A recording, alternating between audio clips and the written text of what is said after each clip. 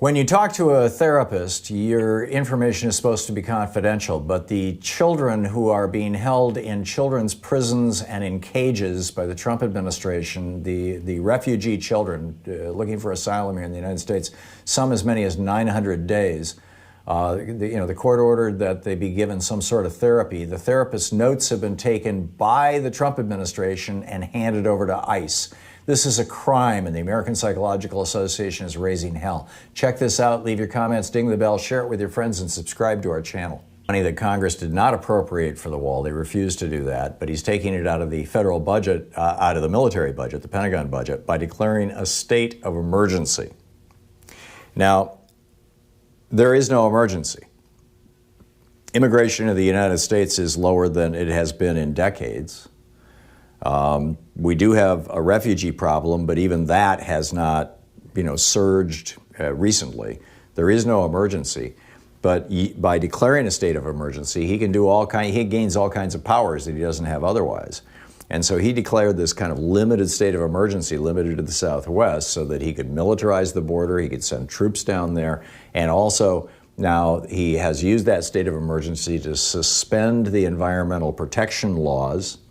So they're going through Native American burial grounds, they're going through sacred sites, the tribes are not consulted on this, the tribes are ignored on this. They're taking land away from farmers along the Texas border. A whole lot of good Republican Texas ranchers are seriously upset. And they're building this wall as aggressively as they can so that he can claim victory when he runs for re-election in 2016. I kept you safe from the brown people, all you white people in the Midwest. And that's going to be his sales pitch. But not only has he blown up the environmental protection laws, now we discover he's blown up the federal law that requires that when the federal government buys something, it get competitive bids from 2 or more companies so that it pays the lowest price. And he's saying, screw that. Find some Republican donating contractor and just give them the bid. These are no bid contracts. This is, by the way, what Bush and Cheney did with the Iraq War, is they said, competition, we don't need no stinking competition. Meanwhile, and Gabe Ortiz, who's just such a brilliant guy, he's writing about this over at dailycoz.com. The story is horrifying.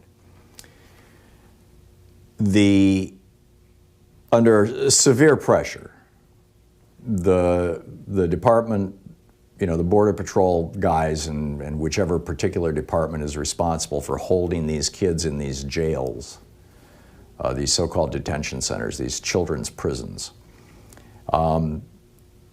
has had to send in therapists, psychotherapists, psychologists, psychotherapists, psychoanalysts, to sit with the kids and help them work through the trauma of being torn away from their parents at the age of 6 or 7 or 8 or 9 or 10, or even in their early teen years, from being torn away from their parents and being stuck in a jail cell for, in the case of this one kid that is the kind of the poster child for this, 900 days.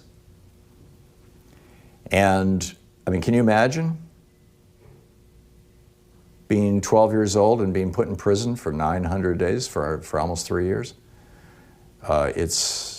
So anyhow, the therapist sits with them and says, you can just pour out your guts to me. You can tell me what you're afraid of. You can tell me about your past. I can get to know you. It's all confidential. Don't worry.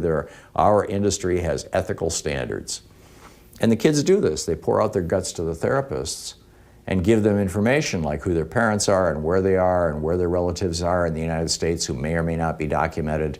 And now it turns out that these therapists have been turning these notes over to ICE. And ICE is using this information to go after these kids' relatives. And they're coming into these towns, these so-called sanctuary cities, with SWAT teams, with guys dressed like, military out of Iraq, with face masks and giant mutant ninja turtle black suits with, knee protectors and arm protectors and bulletproof vests and giant trucks and with military assault style weapons and just rushing up and crashing down doors and busting windows and charging into houses. And the American Psychological Association is going, what the hell? The president of the American Psychological Association just condemned Donald Trump's weaponizing, his word, the word of the president of the APA, weaponizing of confidential therapy sessions notes against detained migrant children in the U.S. He said the Office of Refugee Resettlement, these are not kids who they or their parents are looking for a better life in America economically. These are people who are fleeing rape, robbery, pillaging, being forced into gangs, all this kind of stuff. He said that the Office of Refugee Settlements, quote, sharing of confidential therapy notes of traumatized children destroys the bond of trust between patient and therapist that is vital to helping the patient. We call on the Office of Refugee Resettlement to stop this practice immediately, and that the Department of Health and Human Services and Congress to investigate its prevalence. This was Sandra Schulman, PhD, the president of the American Psychological Association. She went on to say, we also call on ICE to release any immigrants who have had their asylum requests denied as a result of these notes taken by therapists. This is a big deal. And let me tell you why I think it's an even bigger deal than that. If the federal government can say to therapists, you will give us our notes, your notes from that therapy session, what's going to happen when they decide that you, who may be an activist, a progressive activist, somebody who signed a petition, somebody who showed up at a rally and you had your picture taken with facial ID, the FBI now knows who you are. And that's the Trump Barr administration, right? And Pence. And so they channel that information to wherever it may be, apparently HHS. And somebody with a gold badge, a gold star and a black billfold shows up at the office of your therapist and says, I need the notes from your conversations with Jane Smith last year when you were talking to her because she was involved in an anti-war protest or an anti-Trump protest or the Pink Hat Women's March with the Pussy Hats or whatever it may be. Where does this go? Right? People spill out their most intimate secrets to their therapists. And the federal government now is saying, therapist notes are not sacrosanct. We can have access to those things.